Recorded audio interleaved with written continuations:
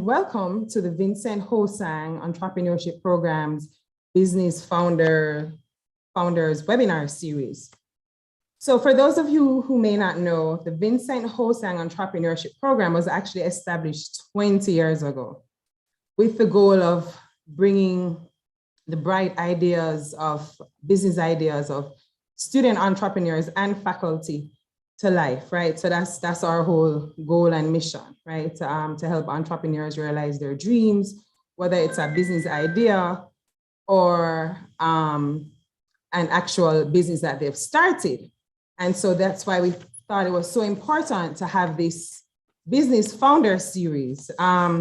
Welcome again. This is the first in our series of Business Founders webinars. And we thought it was important to look at business owners who actually started their own business, right? And we seek to introduce our students to local entrepreneurs who started their business from the ground up, from scratch, and who had that inherent vision that they would develop a successful business one day and were willing to take the risk, to put in the blood, sweat, and tears, to take the loans, to go to family members and say, hey, I have this idea, I don't know if it's going to work, but, come on board with me. And so we thought it was important in terms of entrepreneurship development, which is part of what we do, to have this Founders Webinar Series. So welcome again. As you know, we're so happy to have the CEO and Managing Director of Lifespan, Mrs. Nyana Williams. Welcome, Mrs. Williams, to our webinar series, and welcome to everyone. We're going to jump right into the program. This evening, we have our distinguished chairman, Mr. Douglas Lindo. He's going to bring us the remarks, after which we're going to have our feature presentation, and we'll go through the program. So the format of the program is really to be a conversation piece, right? So you'll see that as we go along. So Mr. Lindo, welcome, and I turn it over to you now. Thank you, Camera, and Diana, great to be here with us. I don't know if you would have remembered, but we met some years ago, I believe, when you were a participant on NCB Capital Quest. I could be wrong, but I'm sure you'll correct me. But I was very impressed at the time with the vision and energy of Lifespan and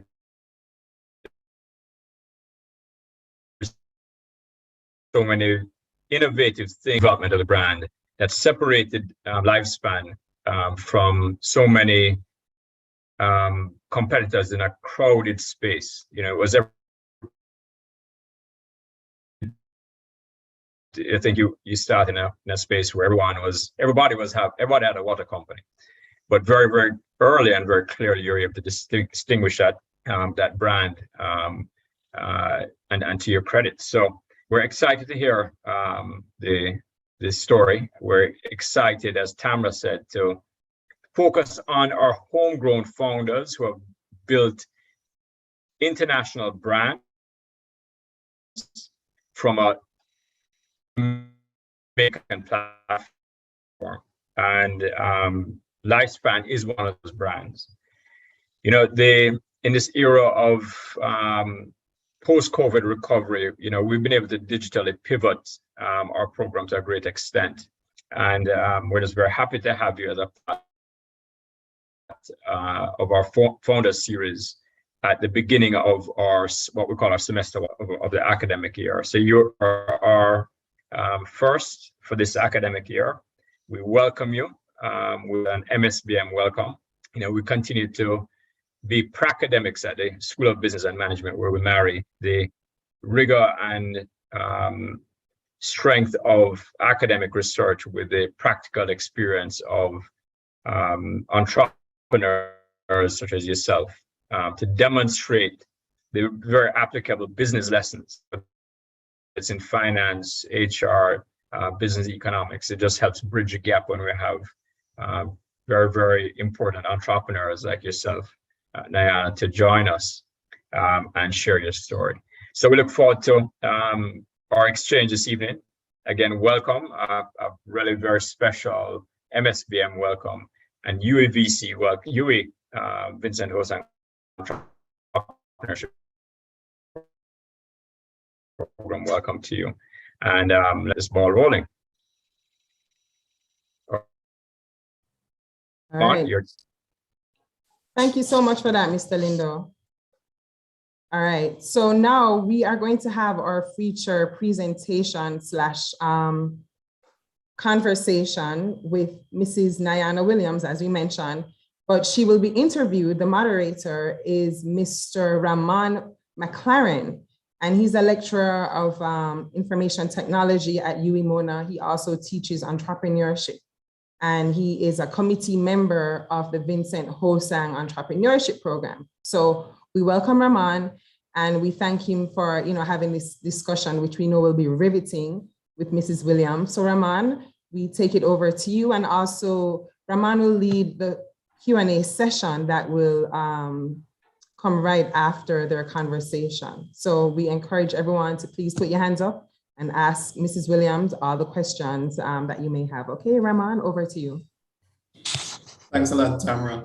I still have to add a few subjects to my list, man, so I have to talk to HR about that a little bit later.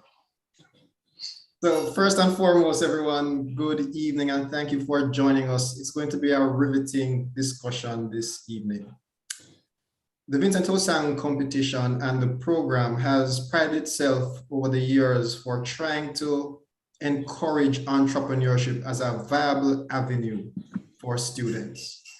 And this webinar series, the Founders Series, is an excellent vehicle for us to speak to persons who have done it, who have felt the pressures, who have rode out the storms, who have faced the doubts and the fears. And I can tell you that I'm sure Mrs. Nyana Williams will have a lot of stories to share with us, so that you in your own space don't have to feel like you're walking the entrepreneurship journey alone.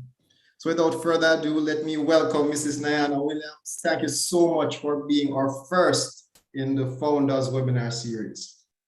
Thank you for having me, Ramon, and thanks to Mr. Lindo for that introduction. I do remember him on Capital Quest.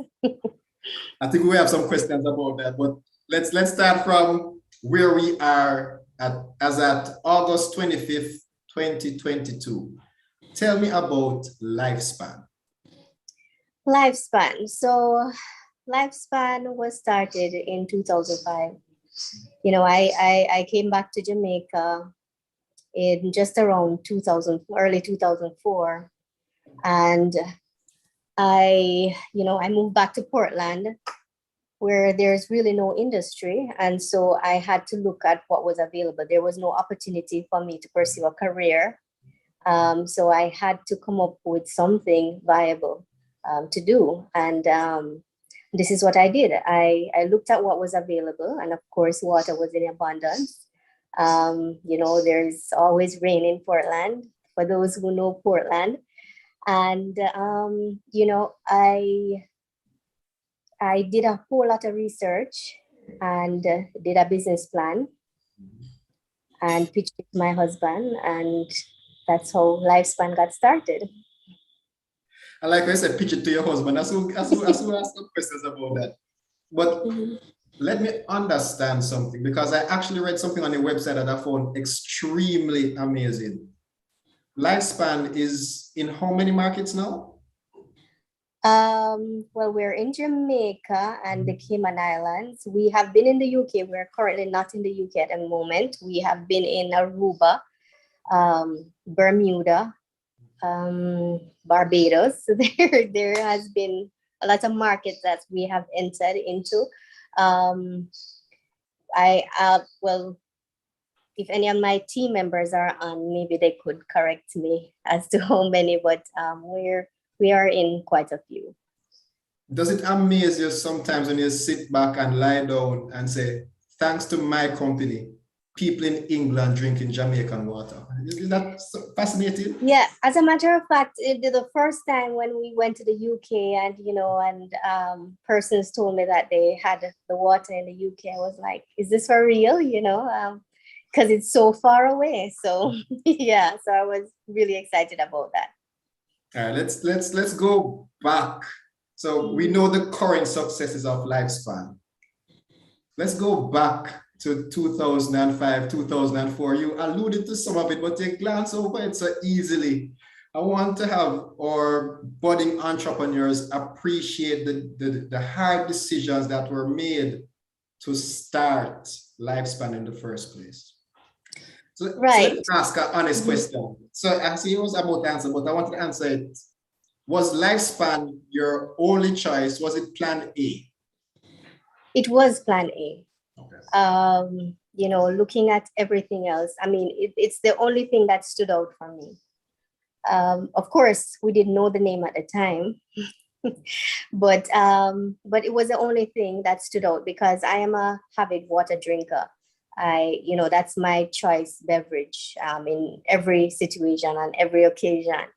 So when I came back, coming from a first world country and I tasted what we had available here, it was, I was not satisfied. So I decided that there is a consumer need because I'm a consumer. So I need to change this. And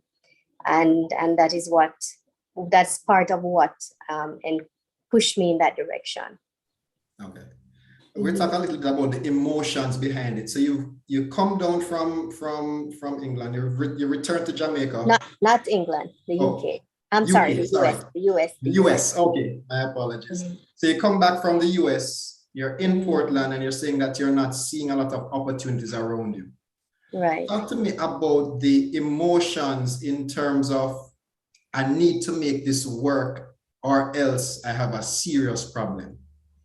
All right. So coming from a background, having a career and moving to the laid back parish of Portland, I love Portland. It's nice and beautiful and relaxing.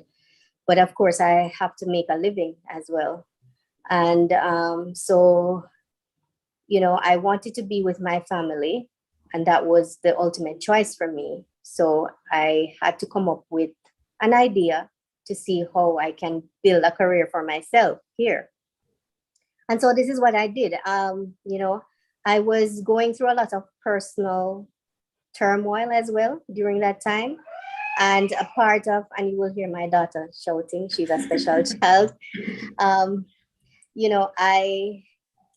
I had to come up with a plan, and focus on that plan because there were other things that I was dealing with at the time. And, creating Lifespan helped me to do that. So I focused all my energy, put all of my energy into creating Lifespan. When you initially pitched it to your husband, how nervous were you and what was his response? I was very nervous, to be honest, because, and if you read my book, you will probably, I will not talk about that part, but I was pretty nervous. I was very nervous. And,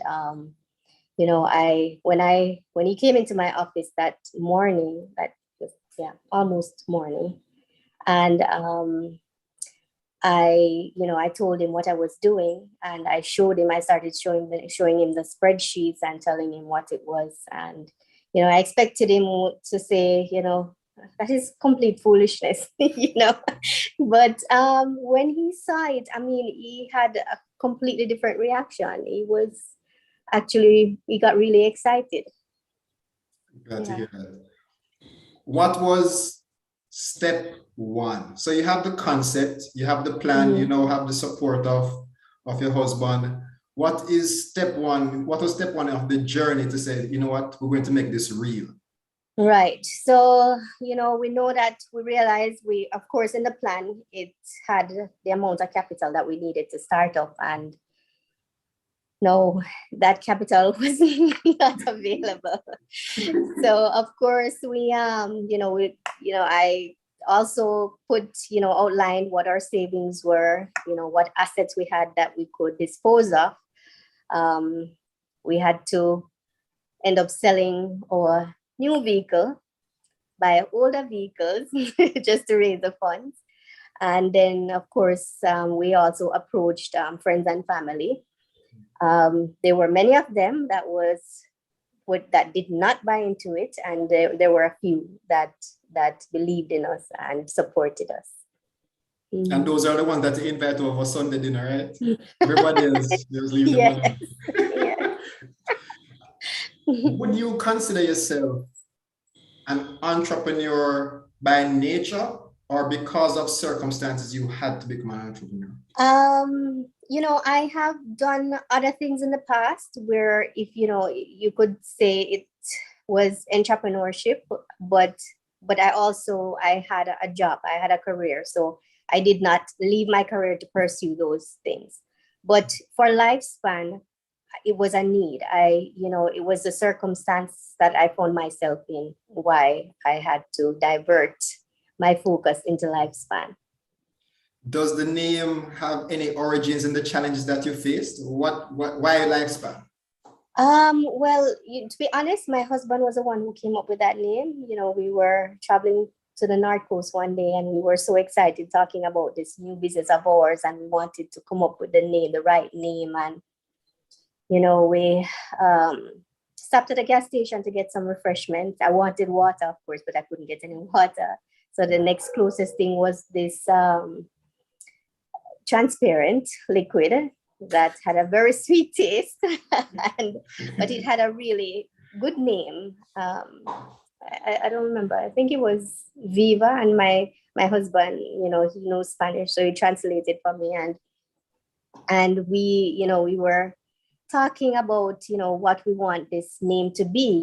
So I was saying, because I was describing where it was coming from, how we would want to portray the product and the brand. And he said he was saying some names, and then he said Lifespan, and I was like, that's it. That's the name. That was the aha moment. Yeah. You have mentioned, we've only been talking for around 5 minutes. You've already mentioned your husband several times. You mentioned your daughter. You mentioned family members and friends, both the ones that did give and those that did not give. How important are relationships to you personally and the development of Lifespan? Relationships are very important. From my team members to my customers, to my suppliers, to my family members and friends, of course. Everyone has played a part on my journey. And you have to cultivate those relationships, and you have to nurture them. Okay. Those relationships are very, how can I put it?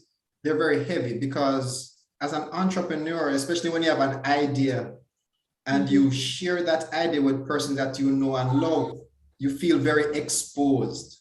It's almost like you feel naked in front of them. Right. For those who did not buy in, how did that affect your relationship, and how did you accept that feedback, and how did you still find the energy to push forward? Well, there were persons who were in a position, family, relatives, family members who were in a position to advance the capital, but they just did not believe, and I understood where they were coming from. It's a choice that they made, and I didn't hold it against them. I just moved on to the next best thing. How would you advise, because that's such a difficult thing now. You have a lot of students, especially when it comes to, we are a university, and I'm not sure what happened in our history or our culture, but when you get your degree, you're supposed to go and get a job. How do you fight against the opinions of persons you do love, but you're trying to start your own thing? How do you respectfully disagree?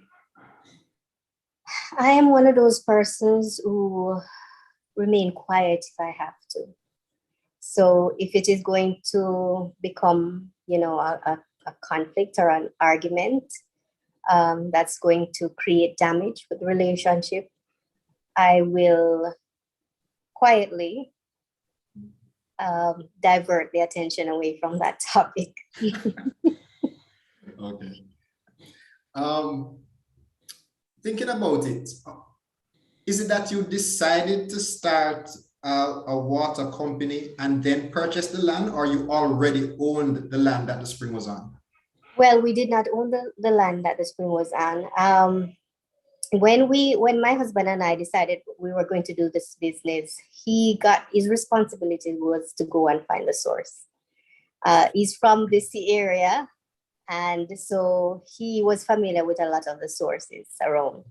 And this particular source, his family had been, pulling water from that source for quite some time. And so we ended up testing it along with some other ones. And, we realized that this was the best spring and the water was naturally alkaline. So of course the land was unoccupied, but it was owned by the government.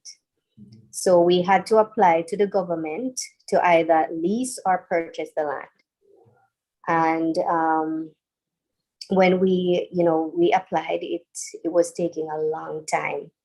When we applied, it took 5 years for us to actually get that land. So we had to, and that was our plan A. So we had to actually start out with our plan B of trucking the water to our first factory. And then 5 years after, when we acquired the land, we went back to our plan A with the plant by the source. Success. Well, since I said the word success, how would you define success? Like, are you successful now? Success, I think success for me personally is happiness.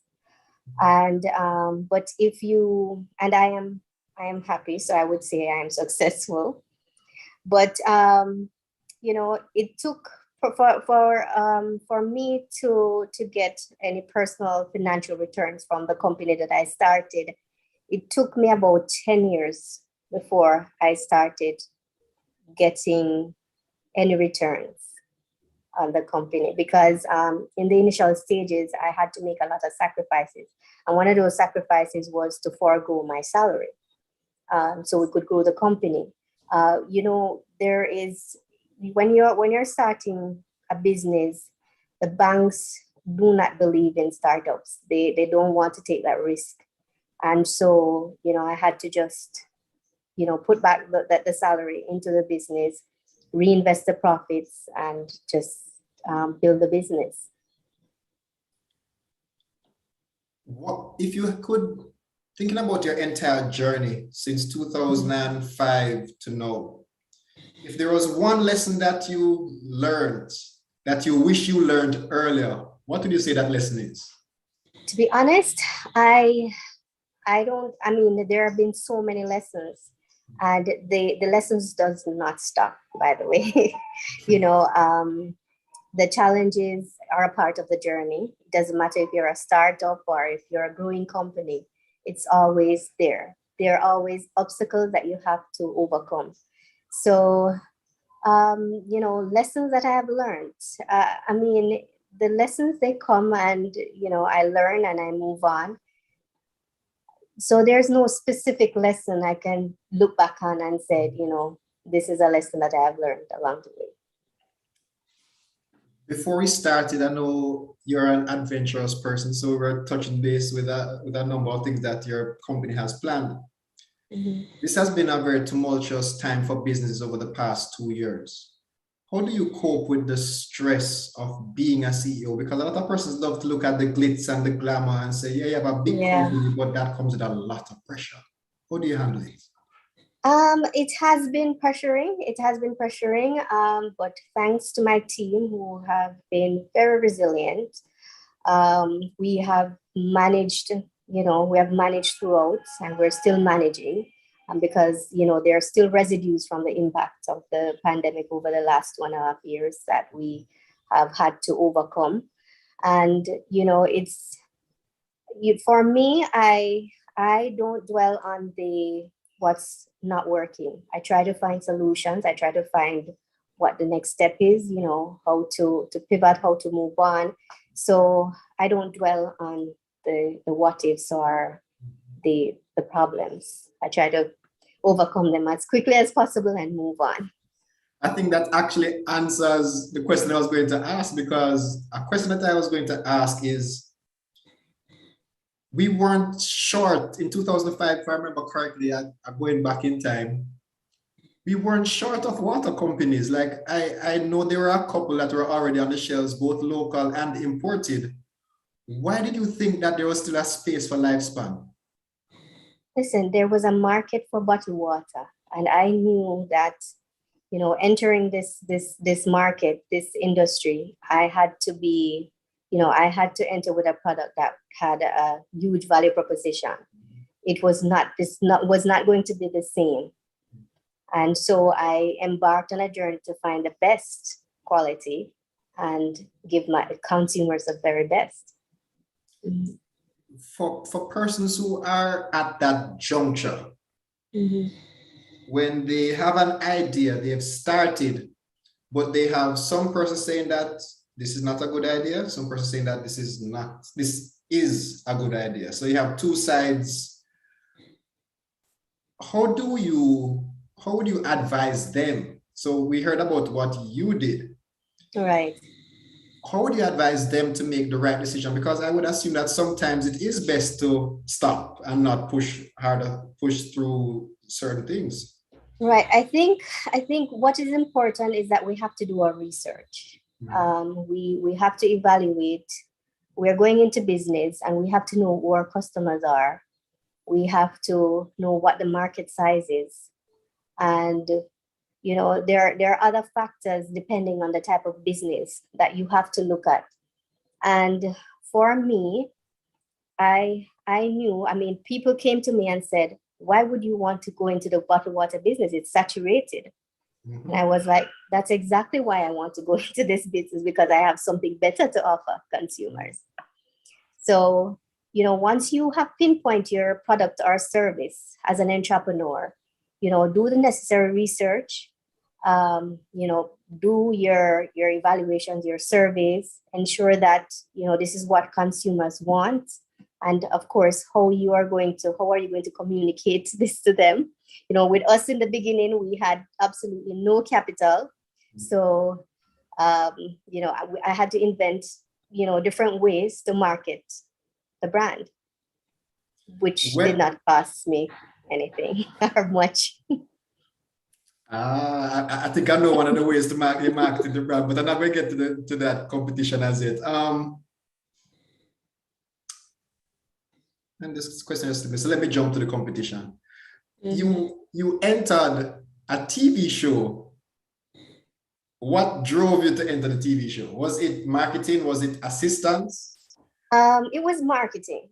So, I got an opportunity. I was selected, the company was selected as a candidate, as a participant in the Capital Quest series.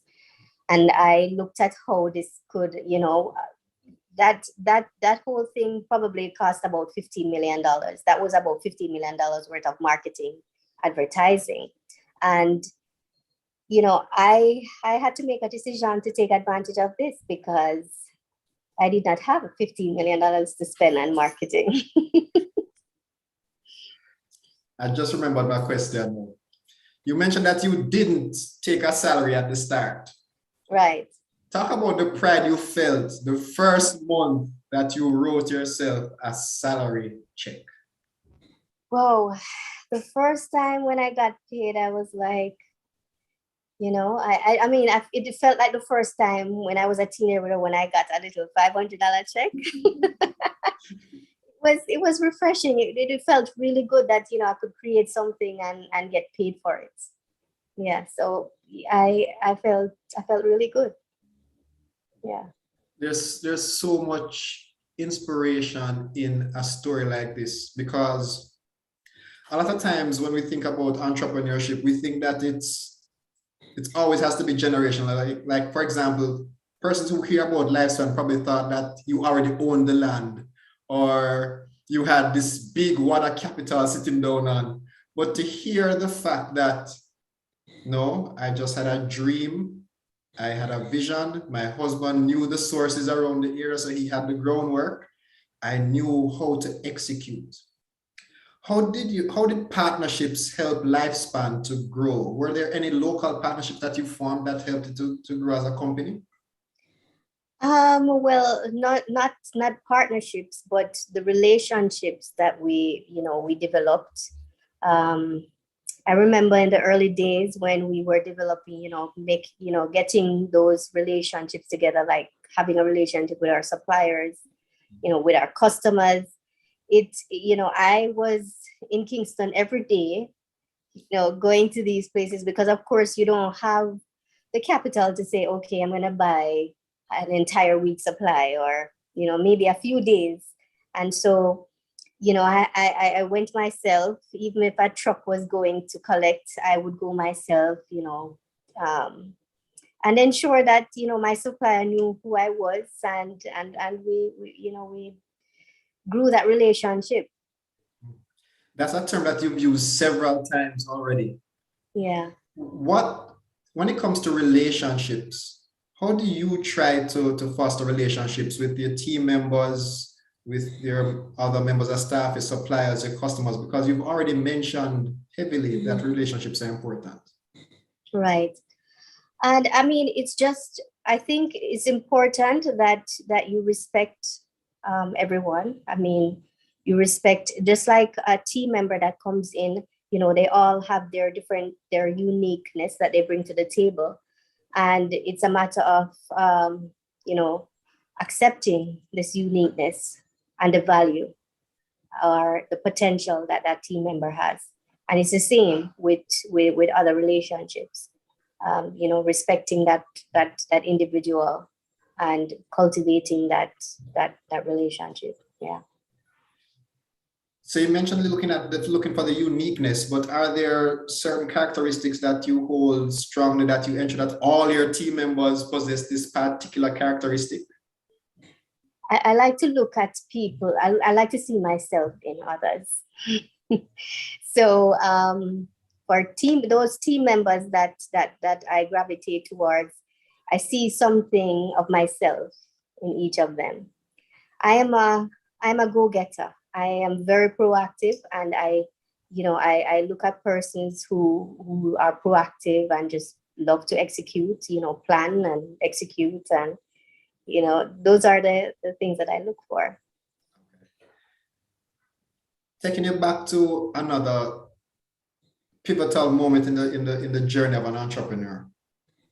So you've started a small business and it's working a little bit. So you're able to buy and you're able to sell. You're able to make your water and you're able to sell the water. When you're about to take out, for example, loan or raise more capital to do expansion, talk to me about that process in terms of that decision to actually expand and actually executing on it. Right. So, as I said before, in the initial stages, the banks would not lend us any money for the business. They preferred to give us a loan for a motor vehicle, which, we took. We had to take credit cards, of course, in our personal names. And we also took loans that they offered us as individuals, but not for the business. And by doing that, we were able to propel the business. So like I remembered, in the beginning, we had a pickup truck that we used to deliver in the very first stages. And, that was just not the right vehicle for that type of work. And we wanted a larger vehicle. We tried to get a loan from the bank to buy this larger vehicle, but they wouldn't lend us. So we eventually got a loan. And that's a whole other story because, the whole negotiating part of it and so on. They gave us a loan, but it was a personal automobile loan. It wasn't, commercial. Yeah. But we got that loan. We bought a 3-ton truck. And I mean, just in 1 week, we were able to quadruple what we were selling, in a day. So, those are the little steps that we had to take. And then, further down, we needed capital, of course. We needed to buy more material because now we're selling more. The demand for the product was more. So we had to try and seek other ways to get additional capital. But of course, there were limited resources where that was concerned. So we, one day I called the JBDC and, spoke to this lady, and she was telling me about a facility that was going to come on stream soon. And, I should keep her number and call her back in sometime after, which I did. And that was the very first loan I got for the business. It was $3 million, not nearly enough for what we needed, but it helped us. It really propelled the business. Mm-hmm. I'm sure, as you said, you always make plans, you always set goals, and you work hard to achieve it. What would you say are the current goals that you have for Lifespan? Because person will see your success now and say you've already achieved so much. Like, what is left for Lifespan? Whoa, there's so much more room for growth for Lifespan. Lifespan has so much more growth in it. So Lifespan, I want Lifespan to become a global entity. And, part of our expansion plan is to reach more markets. So we want to get into more markets, and we have already we're putting in place certain things that we need to put in place to make that a reality. So that's what I see for Lifespan. Before I open up for question and answers to the audience, do you have any words of advice, words of wisdom for budding entrepreneurs, keeping in mind that we're speaking to persons that are probably students just starting their businesses, not sure if they're making the right choice? Any advice? I would say identify the consumer need that you're trying to fill, and be focused, stay focused, and remember that the efforts come before the rewards. It's like when somebody says something, you feel it in your spirit. Like, I feel that. Like, the effort come before the reward. All right. Let me open it up. I have a few questions still remaining, but I don't want to hog the time. So if anyone is listening and want to actually ask Nyana a question, feel free to raise your hand. I'm not sure. Well, I'm sure that there's persons here that will moderate that, or type the question in the Q&A section, and I'll share the question with Nyana. So whilst I give persons time to type their questions, I'll just continue and ask the few that I have remaining. Was there ever any doubt? I know you're confident. I know you don't doubt yourself, Nyana. You tell me that already, but let's be honest. No. Any doubts? Yeah, there have been doubts. I mean, I have doubted myself. Don't think I have doubted myself. I've doubted myself because persons have said, do you know what you're doing? Because you don't seem like you know what you're doing. So, I think as individuals, we're our worst critics. So, I mean, I have had to deal with that part of it. But it doesn't stay for long. I don't doubt myself for long. I'm always pushing forward, because it's like, this is my plan. This is my only alternative. And this is what I'm going to push forward with. So even when I remember there were times when my husband was like, oh man, this is foolishness, complete foolishness. And I was like, no, it's not. This is just, so. So perseverance is an important characteristic of an entrepreneur. Yes. Okay. Definitely. And you don't consider that stubbornness. Is that stubbornness, or? Sorry? Is that stubbornness, or you consider it perseverance? I think it's perseverance. I don't think it's stubbornness. I think if you really, and one of the things that I would tell those younger entrepreneurs is that you have to believe in what you're doing. So I think having that faith, having that belief, and really going after it, I think that's important. 2 questions have come in. From Leighton Ellis, the question has come in to ask, have you ever considered diversifying the product line? Well, it's like you're trying to get into the marketing plan, Leighton. I have.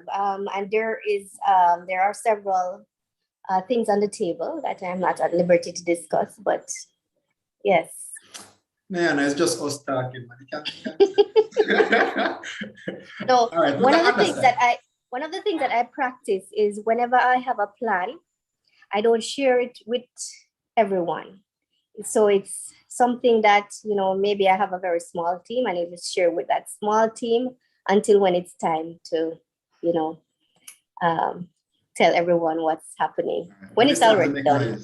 When it's time to make noise, you make noise. Yeah. Right. And I think that's a good practice to have. Okay. Mm-hmm. So I hope the husband is a part of the small team, or he's one that you have to pitch to later.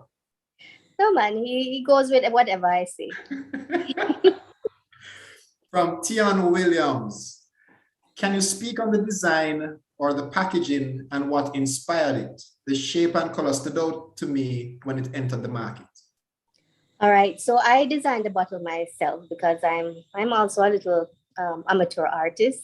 So yeah, so that if you look at the bottle, you see that there's a little mountain at the top, which is a symbol of the Blue Mountains. And then for the 500 ml bottle, you see that little indentation with something like a S. It's the water flowing from the mountain. And if you look at the base of the bottle where there's some waves, that's the water. So there's actually yes. I'm a practical person. As a result of my discipline, which is IT, we don't tend to be very artistic. So we just look at it and say, oh, it's a wave. Like, I didn't know it was actually that deep. Yes, it is. Any ambitions to go to the junior market? Well, it's at the top of our list. As a matter of fact, we actually wanted to do that sooner, but earlier. But with the pandemic coming, we had to postpone that. So it's in the near future. Okay. Boy, it's like the natural question to ask is, so what are you going to use the money for? Like, but I can't, I know you're not going to answer. Yeah, I'm not going to share that at the moment. But big things in the future. Right. New product? You can't tell us, man. Is it new product? I mean, that's part of the plan. New products. Yeah. All right. I won't. Maybe additional companies. Just never know. All right. I look like I have to start saving money to buy some shares because I want a piece of that growth. I think they've answered that question about the junior market ambitions. Oh, another question. What does it take to stay the course for 10 years without any returns? Well, I mean, the business had its returns, but on a personal level, I remember I didn't buy a piece of new clothing for 10 whole years. I had the same clothes. The only thing that I had was like the branded shirts that I would wear. That's the only piece of clothing that was purchased. I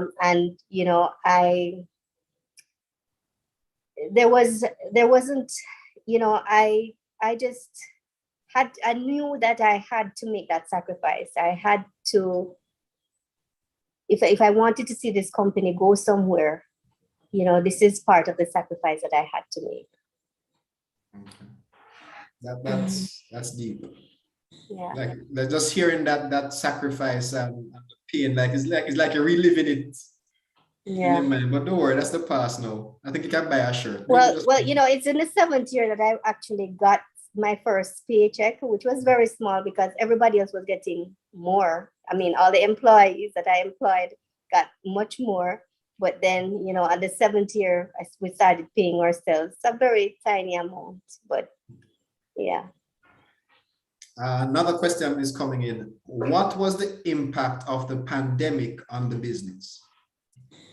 Well, that impact was a domino effect. And, it's, with even approaching 2022, we had to contend with supply chain issues. And we're still facing that today. But it was in the early part of the pandemic, there were the type of constraint that we faced was different from what we faced in 2021, for example. And in 2022, it was different as well.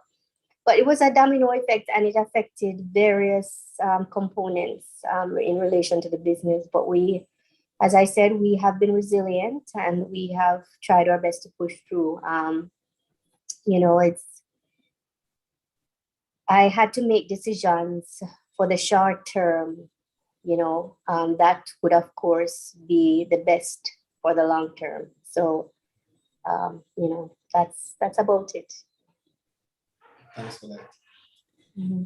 I don't see any additional questions coming in. So I'm going to end with one last question from me. We started this interview asking you to describe lifespan as at 2022. Mm-hmm. Let's imagine that we're in 2032. Where would you like to see lifespan as an entrepreneur? Well, as I said, we will be a global entity by then, probably the next Grace Kennedy, or bigger. So, yeah, that is where I see lifespan. We will, of course, lifespan is about promoting life and health globally. So it's not just lifespan spring water. It's a movement, and that's where I would like to see the movement become a global movement. Okay. Yeah. Back when we were kids, we used to play a game named Last Lick. It's like as soon as I said last question, it's like somebody firing one question. One more question. Can I ask you one more question? Sure. How important is it to have good advisors to the business?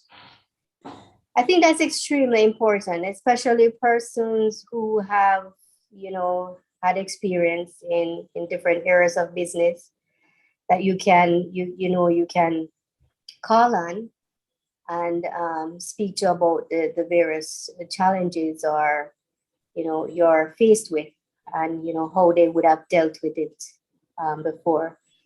And it's good to hear other person's perspective or experiences, so you can actually take something from that and apply it where it's necessary.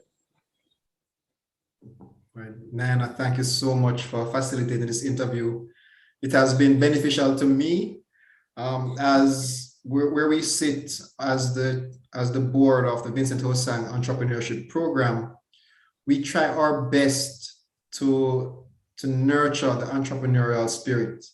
Mm-hmm. And we know that sometimes it's interesting being a / incubator in a university, because it's almost like we're telling people to say, yeah, we know you're doing a degree in law, but that maybe you should really try to nurture your clothing line. Like sometimes I feel like we're running contrary to some things that we do. But I love the honesty with how you conveyed everything. I think it was extremely enlightening to those who were listening. You were extremely transparent. You told us about the challenges. I'm not sure everybody can go 7 years without getting a salary, but you're yeah, that was my choice. But I'm sure probably you don't have to take it that far, but that was just me being me. Okay, but it was a sincere pleasure meeting you and getting the opportunity to talk to you.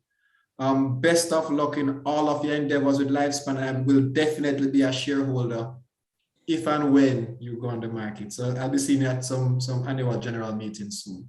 All right. Yes. Looking forward. Thank you. Thank you so much for that, Raman. Great interview. Thank you so much. And Mrs. Williams, of course, just the wealth and breadth of information and, just being so real and candid about your journey. We truly, truly appreciate that. So now we're going to have the vote of thanks. And that's going to come from Dr. Leighton Ellis. He's actually the 3rd place winner of last year's Vincent HoSang UE Venture competition. That's the 2021 competition. He's our 3rd place winner. And he will be bringing us the vote of thanks. Dr. Ellis is also a lecturer at UE Mona in the Faculty of Engineering. right? So Dr. Ellis, welcome. And please go ahead and bring the vote of thanks. All right, so good evening, everyone. I want to thank you, our dear presenter, Mrs. Williams, for an amazing presentation and sharing your journey with us. There are a few gems that I took away from your presentation, and one of them is that the entrepreneurship is not a straight line. And that's a very important, I think, reminder for all of us who are aspiring or practicing entrepreneurs to note very well that it is not a straight line. It is okay to have plans B and C. Sometimes to start your journey, you may have to start with B and not plan A, and be okay with that and be able to piggyback on it at the appropriate time as well. We also realize that one must be willing to make sacrifices. Yes, you may have said you have suffered very long over a 10-year period before you saw returns on your investment, but I'm sure you're smiling now on the other side. Very few are willing to stay the course that long in order to reap the benefits of their hard labor. You also reminded us that we should not allow the masses to dictate the outcome. Many persons had ideas, or naysayers, they call them, who had opposing views to what you had and the vision that you were able to see, but yet still you're able to, silence the noise around you and stay the course ahead. And of course, you're now much better off as a result of it. So we want to give you thanks again for sharing with us this evening. And I'm sure everyone on the call, all 24 of us, had received of that, and there are many others who are online watching on YouTube and will watch in subsequent times in the future as well. But before we go forward, we also want to give thanks to our sponsors. Of course, any presentation, be it virtual or physical, is in need of sponsorship. And we have 7 in particular who would like to thank. First being the Vincent HoSang Family Foundation, who's a consistent contributor to the movement here at the University of the West Indies and the Mona School of Business and its development. We also want to give thanks to Caribbean Food Delights. I had the pleasure myself of visiting their factory and getting a tour and meeting the CEO and the COO and tasting of the food. And I can say, indeed, it was a delight. We also want to give thanks to the Jamaica Civil Aviation Society for their contributions to our event, this and the future ones as well. And of course, the JMMB Joan Duncan Foundation, who consistently seeks to help to build up the micro, small, and medium-sized enterprises as well. We also want to give thanks to the DBJ, the Development Bank of Jamaica, and their contribution in assisting technically and financially the various small and medium and large firms as they develop and build Jamaica even stronger. We want to give thanks to BEMA, and last but not least, to the Mona Entrepreneurial and Commercialization Center for their contributions as well. So I want to thank you all for participating, and I want to hand over now back to Tamara, or to our chair, Doug. I'm not too sure who's coming in now, but thanks for having us. And thank you again, presenter, for your awesome presentation. Yes, thank you for that, Dr. Ellis. And so we're going to close it out now. Our chairman is going to bring us the closing remarks. I just want to say thank you again to everyone for joining, and to remember to visit us on social media at ue.vc, right? So, and you can send us emails, etc. So please look out for us on social media. Mr. Lindo, I'm going to send it over to you now to close us out. Thank you so much. All right. Again, thanks, Tamara. And Diane, I really want to thank you for being with us this evening. We kind of really offer you all our invitees a bait to come and share with us, and then we incorporate you as a member of our Vincent HoSang Entrepreneurship Program family. So you've now been adopted as a part of our family going forward. And I can identify with everything from a 10-year not paying yourself, or a 10-year profitability, to 7-year not paying yourself. I can identify with working with a spouse and the challenges and the opportunities that bring for either strengthening, or people don't like to talk about damaging relationships. But what resonates with me more than anything else is, in the last 2 weeks, there's been a lot of discussion on this report on Jamaicans who migrate, and we don't talk enough about those who were abroad, who come back to Jamaica to lay the foundation for the future, to establish the building blocks that we'll see benefit not only in our generation and your generation, but generations to come. And I want to recognize you for that. I want to recognize yourself and your family, your company. I know it's not, as you've shared with us this afternoon, it's not just about you and what you've done, but what you've sacrificed and what your team members have sacrificed to make the brand what it is today.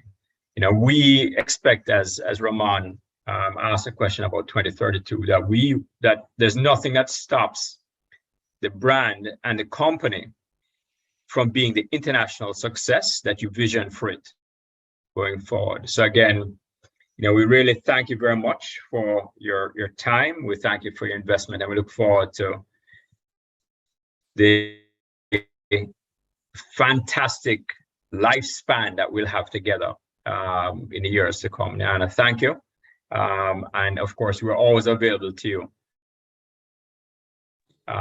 Always reach out, because we can promise you that we're going to be reaching to you on lifespan. Thank you, Mr. Lindo. Yes, for sure. And I would just like to give one more special shout out to Mr. Robert Scott. He is a well-known, very well-respected business executive, and also the former dean of the Consular Corps. And he is a part of the relationships that helped to make this whole event happen with Mrs. Williams. So Robert, thank you so much for that. Big up yourself for making the connection. And everyone, thank you again for attending, and please look out for the future sessions. Tell all your friends, fellow students about it, faculty members, and make sure you get your lifespan water. So good evening, everyone. Thanks again, Tara.